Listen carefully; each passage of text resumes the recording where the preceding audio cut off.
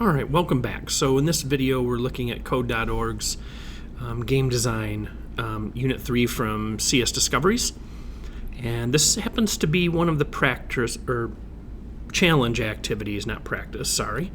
And we're making a ladybug here, so you can kind of see over in the corner that we need 4, looks like most of it's built, so the head of the ladybug and the body, but we're missing a couple dots, right? And so if we look at the directions here, it says use the point block to finish the code so it matches the picture. Okay, so what we really need to do is we're going to need 2 more points. Okay, so we're going to drag these out because we have 2 of them already, so that's these 2. And we're going to use these coordinates to help us. Okay, so we're going to use the existing points. It'll help us pick out where we want them. So right now, if we did this, they would just show up here in the middle. Okay, so if we ran this, they would both just show up right here in the middle. But what we want to do is we want to move one of them to the left over this way, and that's going to be the x-axis. Okay, so we can see that this 210 by 200, so it's 10 more over from the middle, what would be 200.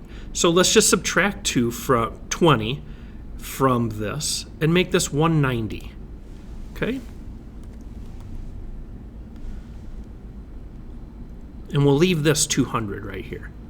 Then we're going to do the same thing here. Now we subtracted because 0 for the x-axis is over here, 400 is over this way, so we just had to subtract 20 to get that over here.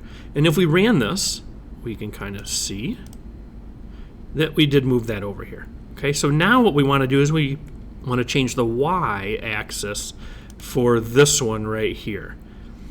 Okay, so this needs to actually increase because y is 0 up here and 400 down here. So we can see there's 190. That's what this one is. We're going to make this one 210. Okay.